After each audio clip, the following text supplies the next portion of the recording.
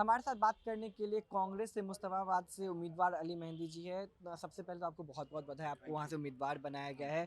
लेकिन यदि दिल्ली विधानसभा का चुनाव का यदि ज़िक्र किया जाए तो आपके अपोजिशन में आम आदमी पार्टी ने आदिल खान को टिकट दिया, यानी कि एक ही तबके के दोनों लोगों को वहाँ पे टिकट दिया गया। तो कितना चुनौतीपूर्ण रहेगा ये चुनाव?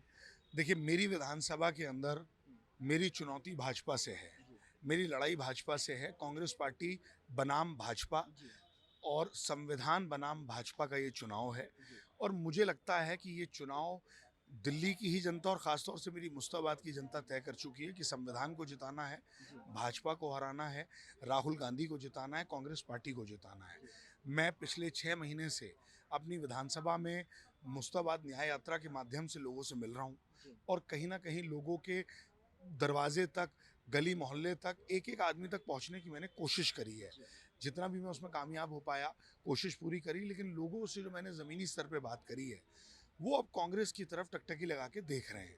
उनको कहीं न कहीं ये समझ में आ गया है कि आम आदमी पार्टी एक भ्रष्ट पार्टी है। केजरीवाल जी सिर्फ़ अपना शीश महल बना सकते हैं, शराब बेच सकते हैं और दिल्ली की जनता को झूठे वादों के अलावा कुछ नहीं दे सकते। जी, तो मुझे लगता है कि इस बार दिल्ली की जनता ये तय कर चुकी है जी, कि पूरे दिल्ली में कांग्रेस बनाम भाजपा का चुनाव है। आम आदमी पार्टी मैं आपको गारंटी दे रहा हूँ आपके टीवी के माध्यम से। जी, आम आदमी पार्टी का सूपड़ा साफ होना तय है जी। और अरविंद केजरीवाल भी अपना चुनाव नई दिल्ली से इस बार पक्का हार रहे हैं। आपने कहा कि भाजपा के साथ लड़ा है, लेकिन सत्ता में लगातार 10 साल से आम आदमी पार्टी है। तो क्या लग रहा है, भाजपा इस बार मजबूत है चुनावी मैदान में? नहीं देखिए, मैं ये भाजपा मजबूत है या नहीं है ये अलग, ये तो जनता तय करेगी। जी, मैं कह रहा हूँ कि हमारा जो कांग्रेस वर्सेस भाजपा का चुनाव है जो हमेशा से रहा है। जी, आम आदमी पार्टी झूठ बोल के बीच में आ गई थी, जी, लेकिन जनता ने अब 10 साल से इनको देख के त्रस्त होके ये समझ लिया है जी, कि अब नहीं, बस जी, बहुत हो गया। जी, झूठे वादे, इतनी सारे जो तुमने वादे किए वो अब सब फ्लॉप हो चुके हैं। जी, जनता ये तय कर चुकी है कि हमें कांग्रेस वाली दिल्ली, शीला जी वाली दिल्ली जी, और वही अपनी पुरानी दिल्ली चाहिए जो डेवलपमेंट करती थी, जी, जो भाईचारे को बढ़ाती थी और विकास की बात करती थी। आज आप दिल्ली में देखिए, जी, दिल्ली में ना सही पानी आ रहा है, बिजली का झूठ बोला इन्होंने, जी, मेडिकल फैसिलिटीज़ की जर्जर हालत है, जी। बहुत बुरे हालात हैं। दिल्ली की जनता इस बार बदला 10 साल का बदला लेगी। एक आखिरी सवाल, यदि मुद्दों की बात करें तो कई सारे मुद्दे हैं दिल्ली में जिसको लेकर के लगातार राजनीति होता है। चाहे वो पानी का मुद्दा हो या फिर सबसे अधिक दिल्ली में क्राइम का मुद्दा हो।